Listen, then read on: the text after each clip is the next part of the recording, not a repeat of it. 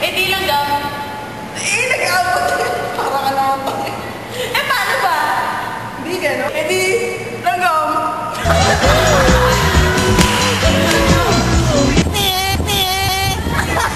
Go.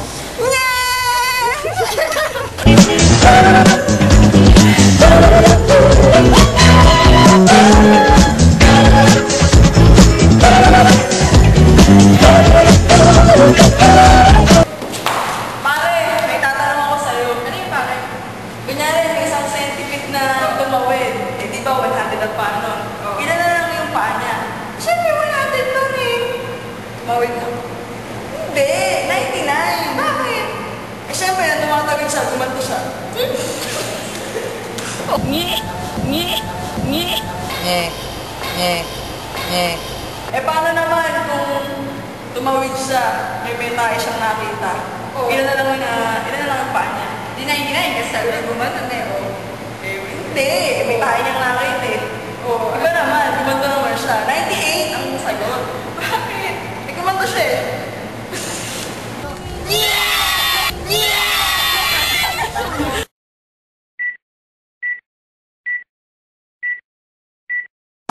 Amin tanging ina!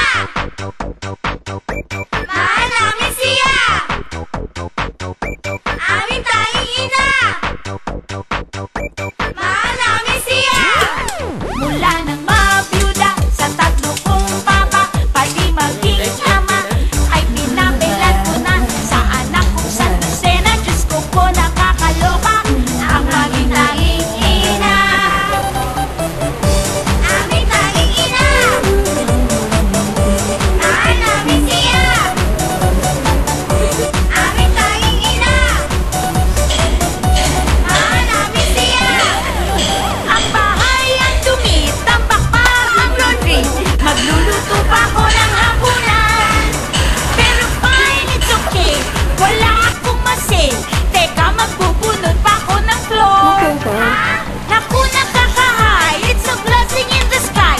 Itong pagiging isang martyr. Kahit ako'y pagod, ang sarap-sarap ng feeling. La la la la la la la. Mula nang mabibila sa tatlo kong papa, pati maging ama, ay pinapilan ko na sa anak. Tama na na, ayoko na po. Hindi ka dyan, kaya yan. Ayoko na, Nay. Nay. Akala ko, wala nang katapusan ang paghihirap ko. Hanggang nakita ko si Tony. Ang una kong esposo. Mayaman, mabait, pero sugarol. Kaso namatay siya.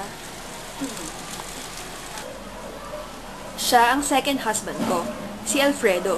Doktor at workaholic siya. Kaso, namatay din. Ang pangatlo kong papa, si Kiko, mapagmahal at maalaga. Nung ikakasal kami sa simbahan, ayun, namatay din. Kung kayang tanggapin na mawawala ka na sa akin, napakasakit na marinig na ayaw.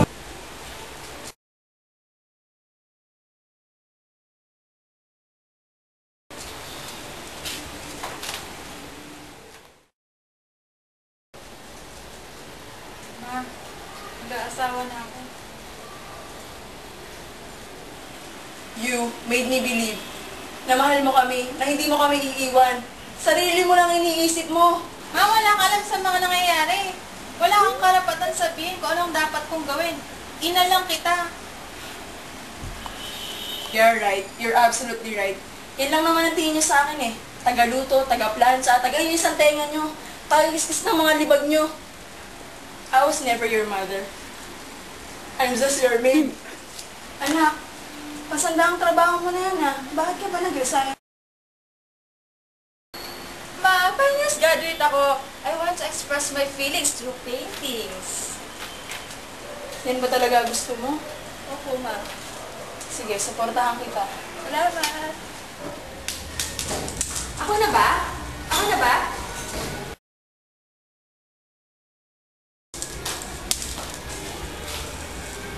Anong ginagawa ginagawa mo dito? Di ba dapat ako nagtatanong sa'yo niyan? Di ba dapat nasa eskwelahan ka? Kailan ka ba natutong magsugal? Hindi mo ba alam hanggang sa pagtanda mo? Hanggang sa mag-asawa ka? Hanggang sa magkaroon ka ng anak? Manuloko ang buhay mo! Huwag mo siyang sisigawan. Hindi ikaw kinakausap ko! Ikaw din naman pag may gusto ka ginagawa mo, bakit kami hindi pwede? Wala akong ginagawang masama. Akala mo lang yon, pero meron! Ay, sorry.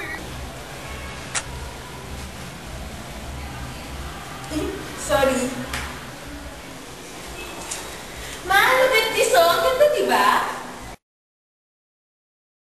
Oo nga, no? Sino gumawa niyan? Siya ito yung magiging gown ko para sa bibo ko. Ito nga pala yung tip para magka-idea ka para sa bibo ko. Anak, may tanong ako sa'yo, pero di ako magagalit. Ano yun ba? Kayo na ba? Kami? Hindi na! Ano to? Ito naman, mabilis mo naman. Mahal ko ang aming ina. Siya lang nag-alaga sa amin nung mamatay ang aming ama. Panginoon, sinusuko ko na ang lahat sa inyo.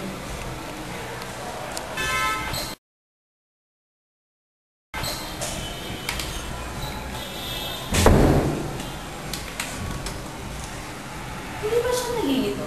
Sino? Ang Diyos, kapag sabay-sabay nagdarasal ang mga tao at iba-iba ang mga hinihiling nila, narinig ba niya tayo lahat? Kahit hindi binibigas ng bibig ang mga lihim na dinadaing ng ating mga puso, naririnig niya.